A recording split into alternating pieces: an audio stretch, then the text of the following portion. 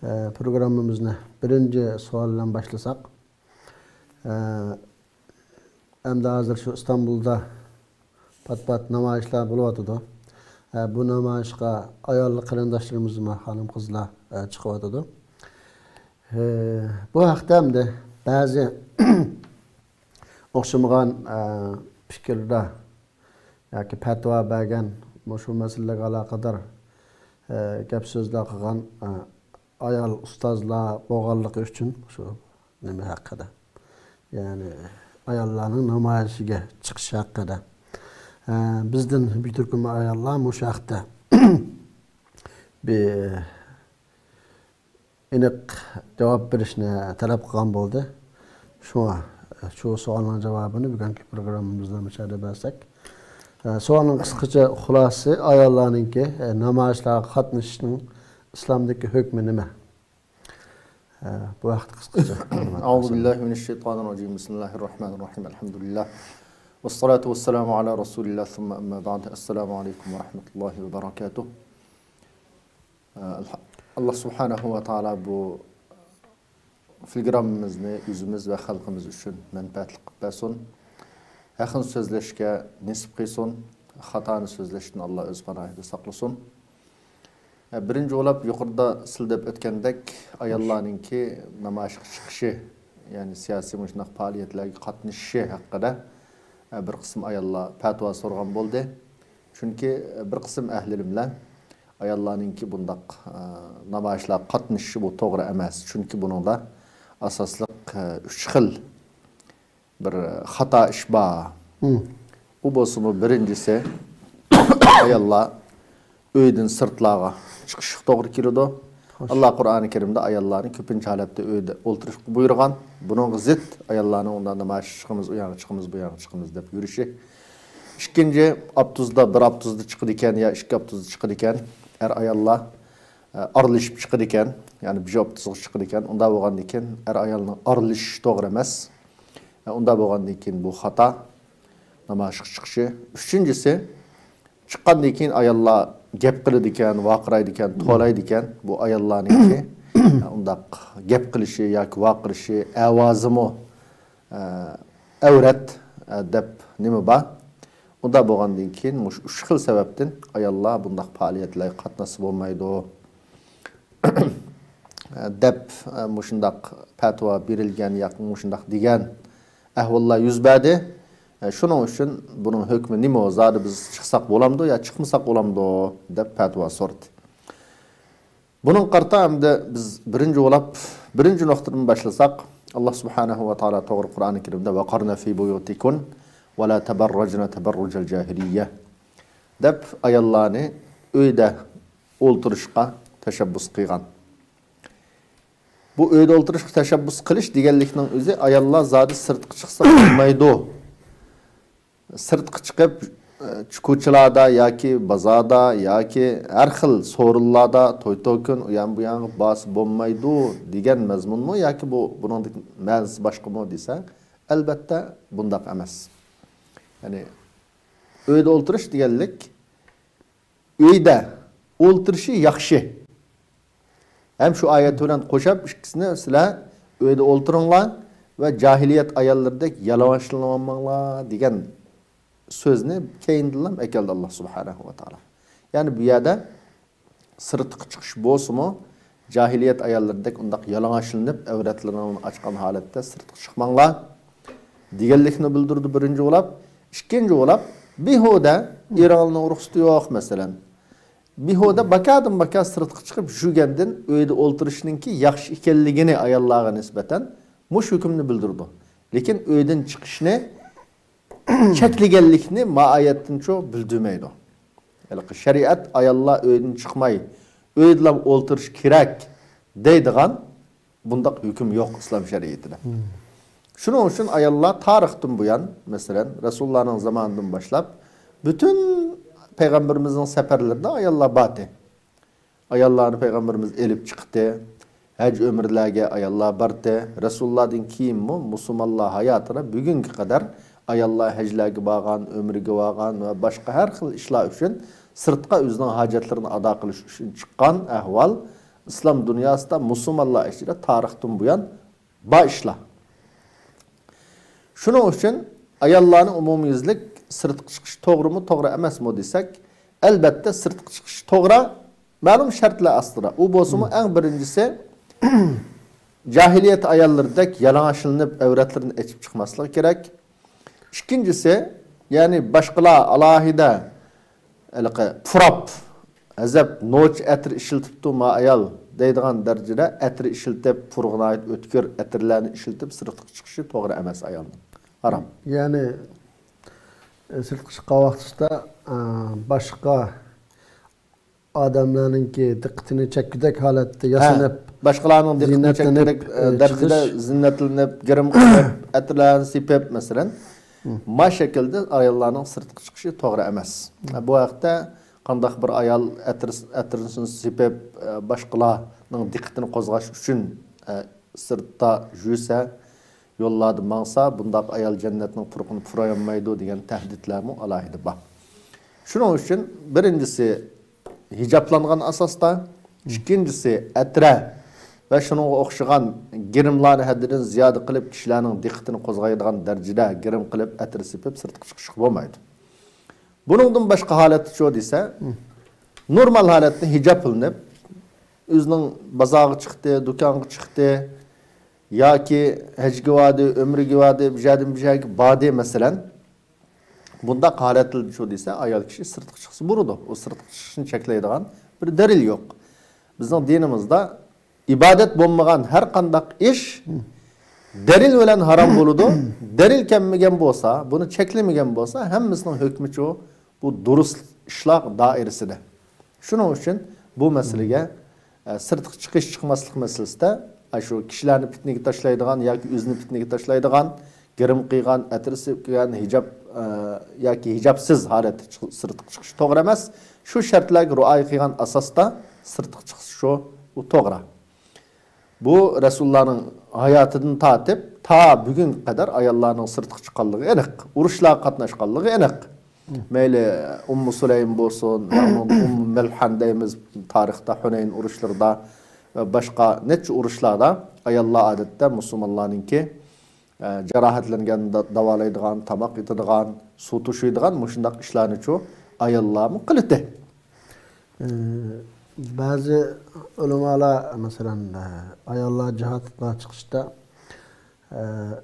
Müslümanlarınki İslam askerleri küçük bolsa, şu cihatınki eminligiga bakrak işence bolsa çıksa buldu bolmasa ayollarga xatar olib kelish ehtimoli bolsa chiqmasa bo'lmaydigan ko'z qarashma bor ekanamda.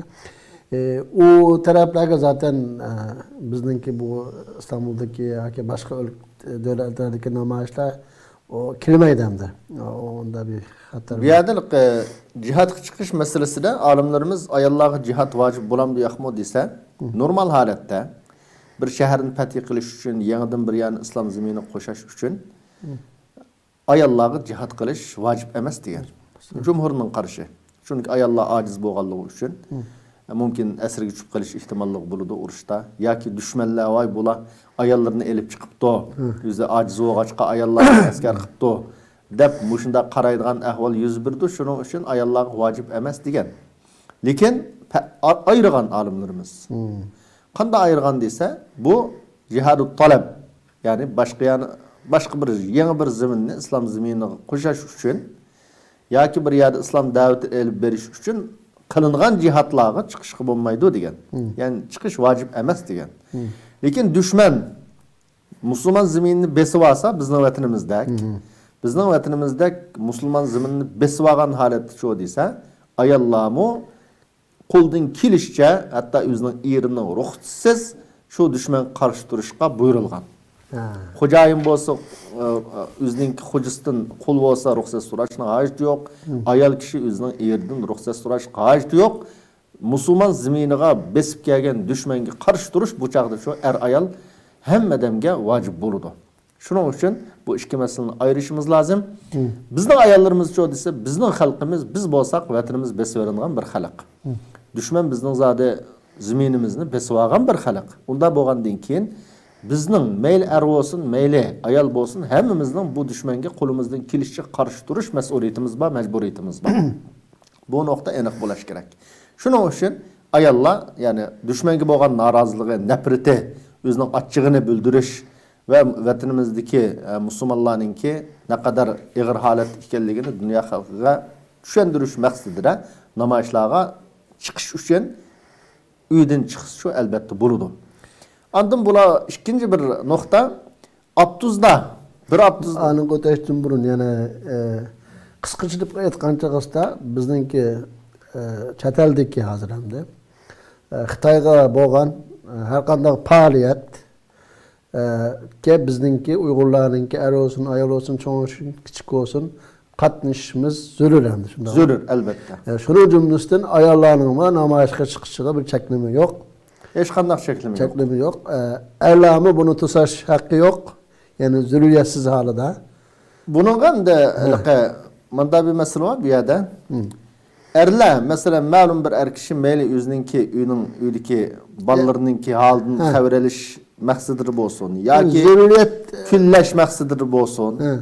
Ya ki qaysı maqsadın bolsun ayalını mesela bundak namaş faaliyetlerine katnaşmaysan dep turup aldı mesela. Tabii halde çekilmesligi lazım. Erlermi çokum bunun şarait yaratışı yüz çıkanmay kalsa ayallarım bolsa çıksa yüz işleydiğen bolsa mesela. Bunun şarait yaratıp bir şey lazım bu mesuliyeti. Düşmen gibi olan yüzünün nefreti, narazılığını bildiriş için. Lakin bir er mesela malum aynı adamlı bağım dişimizde yüzünün ayalının ya çıkışını kaysi sebepten bolsa halımaydım da. Hayır kandak bir sebepten halımısa bu çağda o ayalçı o dese turmuşunu buzduğun derecegi berip men zadı çıktım dep eri bilen uruşup ailini buzup balını hitim kıldan işin çok kımmaslık lazım. Çünkü biz bir yerde hazır bir taraftan bir uruş meydanı emes bu. Derhal düşmen gibi zerbi yurduğun mesela zaten bir Müslüman ayaldan biz çıkıp abdumatını elip atırgan bir şerait demez. Düşmen gibi zerbi yurduğun erinin ruhsuz çıkıp küreş kıyısı buludu deydiğen düşmen hazır aldığımızda yok. Onda boğandın ki bu bir simonlik bir iş hemdi bu namaş kılışının üze. Şunun için ben namaş çıktım degen bu iştiyak olan öyde cidellişip eri olan öyünü buzurgan, ballarını hitim kıldığan işini ayal kişi okunmaslık lazım. Ayallarını bir taraftan erlerini ayallarınki muşunda qarxil faaliyetler katnışıqqa yol qo'yishi, rıgbetlendirishi, şarait yaratib berish mesuliyeti var. Bunu qilish lazım. Ayallarni çoğu desem, ma'lum erlarni, jiq erlarga azraşına qildi. Ma'lum erlar özünün kallıstiki, ma'lum düşünceler bilen bolsun, ya bu namayışның paydası yok deyson, ya her xil qaraydigan adamni barmda. Ya ki özünün ayalını bek küllüson, mesela. Qanday sebepten ayalını çıkmaysan dep buyurgan bolsa, çıkmasligini talep qilgan bolsa, tosqan bolsa, bu çağda ayal özünün yerinin gipini anlap, ailesini qo'g'dishi, eriga bo'ysunishi zarur. An ikinci abduzda birga chiqish meselesi arılışış. Yani er ayallarının bu namoyish chiqqan vaqtda arılışıp ketish ahvoli var degan bir mesele var bu yerda. Arılışış deganlikning o'zi bu meseleni haliqi chiqsa bo'lmaydi deb fatvo bergan berganlarninki dalilamdi bu. Shu bir qism olimlarning fatvosi bor bu to'g'riliq zodi. Xususan bu ahvol nima bo'ladi desa, Saudiyada bir bergan fatvoni, Saudiyadagi bir muqim davlati va hokimiyati va bir rayonda tabiiy holda olimlar namoyish chiqish harom hamda ularga fatvo chiqdi. Uning fatvosida umumyuzlik, masalan, namoyish chiqish harom deb fatvo beradigan ham davlati va ham minasi bor. Bir xalqqa berilgan fatvoni bizning Uyg'ur jamiyatiga shunday ham ko'tarib akkagan bo'g'achqa kelib chiqqan natija bu. Uning dalillarining biri shu hamda, shu namoyish qilishni, ya ayollarning buning qatnashishini cheklashdiki dalillarning biri ayol aralashib ketdi degan hujjat hamda. To'g'ri. Bu hujjat er ayollarninki aralashish masalasi. Buni nim bilan o'lchaymiz? Yani umumyuzlik zat er bilan ayol bir joyda turib qolsa ya aralashib ketsa bu harammi degan bir savol var bu yerda. Agar er ayol mutlaq her qanday yerda aralashib ketib qilishi, bir yo'lda birga minib qilishi, masalan, ya bir do'konga birga kirib qilishi, bozorda ayollar yo'llarda minib qilishi bu harom desa, insonlar yaşaması oldu mu dünyada? Normal İstanbul'un ko'cha tuzları, tramvaylar. Mesela yani hatta en birincisi Kabe tavaf qilgandan başlap, mesela Kabe biz tavaf qilgan vaqtda tabiiy holda ayol aralashib tavaf qiladi. Adet Peygamberimizin zamanı qaraydigan bo'lsak, Rasulullah'ın zamanında erlarninki kirdigan ishga, masjidga ayollarning ishki bir edi. Mesela dinimizde başta erler birinci septe oludu, ikinci septe ballar oludu, üçüncü septe hunsalar oludu, dördüncü septe mesela ayallar oludu. Yani ayallar bir septe, yani bir mescitte bir urunda namazı koydu. Şu mescid kirdi, şu mescidin çıktı. Şeriat bunu çeklemeyen. Tavaptı mı şu? Tavaptı mı çoğu deyse,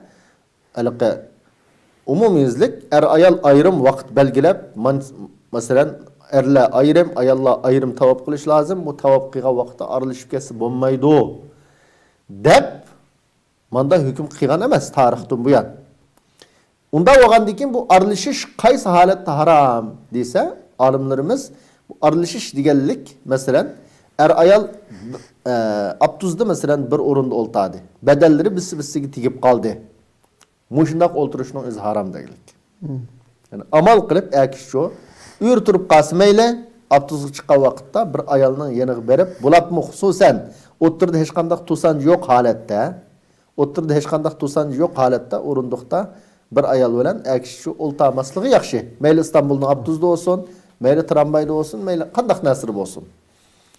Ve shundaqli bir ayol kishimi amal qilib, shundaq tegib qoldigan holatda bo'lsa, endi ba'zi az sonlik olimlarimiz araliq to'sanji bo'lsa yoki somka bijnasini qo'yib qo'ygan asosda beden bisi-bisiga tegib qolmaydigan holatda bo'lsa, uningdan boshqa qatnash vositasi bo'lmasa, ashunga bir inson o'zining hojatidan chiqish uchun majbur bo'lib qolsa, ehtiyoj tushib qolsa, o'tirdi bir to'sanja qo'yaqliq holatda o'ltasi bu ixtilat, ya'ni aralashib, harom degan aralash qatoriga kirmaydi degan. Bu harom degan aralashish nimani deymiz desa, beden bisi-bisiga tegib qoldigan bir yerda o'ltirish, mayli bu o'ltirish maktabda bo'lsin, meyli abtuzlarda bo'lsin, meyli nimada bo'lishdan qat'iy nazarcho, beden bisi-bisiga tegib qolmasa, buni aralashgan demaymiz endi. Qachoniki beden yuti bilan yut tegib qoldi masalan, mo'ri bilan qo'llar tegib qoldi, mushundaq sharoit astircho biz harom degan xatoga kirib qolamiz. Bugungi kunda xususan İstanbuldagi yerda endi abtuzga chiqib yoz vaqtlari ya metrobuslarga chiqib menish tas. Endi Xudoyim o'z panohida saqlamasa, nurg'u vaqtda o ayollar shu yarim yalang'och degandek shunda tug'an o maqsadsiz holatda tegib qoldigan ahvollarni yuz berishi mumkin o'tkicha. Buni inson gunohkor bo'lamdir desa, albatta gunohkor bo'lmaydi. Maqsadsiz biz shunda bir qatnash vositasiga chiqib qoldik, qo'limiz ya bijirimizga, mo'rimiz masalan tekitib qoldi. Lekin bu maqsadli holatda, shahvat bilan maqsadli holatda shunda har qanday bir o'zininki ma'lum a'zosini nim bo'lishdan qaysi mayli qo'l bo'lsin, mayli mo'ri bo'lsin, bir ayolga tekkizsa, bu og'ir gunohkor bo'ladi endi. Ayolmi ham shunda, ayolmi erga tekkizsa, og'ir gunohkor bo'ladi. Lekin bizning bu namoz chiqqan holatda shu desa, ko'pincha holatda nurg'u vaqtda ayollarga abtuz ayrim, erlarga abtuz ayrim. Hatto birga chiqqan taqdirdimi, bir abtuzga chiqqan taqdirdimi qanday bo'ladi desa, chuqum ayollar bir tarafda, erlar bir tarafda, yoki ayollar oyoqda, erlarcho bosh tarafda mushundaq o'ltirib chiqadi. U bir o'rindiqda o'ltirib, masalan, bir er bilan yat, bir er bilan bir ayol bir o'rindiqda o'ltiradigan ish, bu namoz chiqadigan ayollardachu bundaq ahvol yo'q. To'g'ri. Unda bo'lgandan keyin bu yerda shariat cheklagan aralashib ketish va deganlikmi buni tushmaydi endi.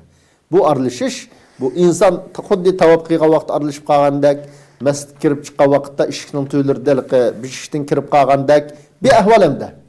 Unda bo'lgandan keyin shunga bu aralashib ketish va degan hujjat bilan bu namoyishga chiqishni harom qilish, bu dalil tarafdan-chu harom qilishga yarmaydi. Ondan 3-nuqta ayollarni gap qiladi ekan-ku u yerda yoki to'laydi ekan, vaqiraydi ekan. Shu to'laydi ekan. Shu to'laydi ekan desa, bu şu arto'lash gap qilishning o'zi, ya'ni birinchi o'lab ayollarning ovozi avratmi, avrat emasmi degan savol tug'ildi bu yerda. Jumhurul ulamoning qarashida ayolning ovozi shu avrat emas. Allah subhanahu va taolo Qur'oni Karimda "Va la yaxda'na bil qawl" dedi. Ya'ni bu yerda "Va la yaxda'na bil qawl". Yaxda'naning ma'nosi nima desa, bizning Uyg'urchada nazlanib gap qilish. Ya'ni o'zining ayolligini ifodalaydigan har qanday bir er kishi o ovozni, o gapni anglasa, ma ayolning ovozi azab mandakan deb qaradigan darajada nazlanib, akilab gap qilishning o'zini al-xudu' bil qawl deb ataydi Qur'on. Yani arab tilida. Ya'ni nazlanib gap qilish, akilab gap qilish, mayli bu nazlanib qilgan gapni kishi qiyson ayolga yoki ayol kishi buni qiyson, ishkilisiga o'xshash harom.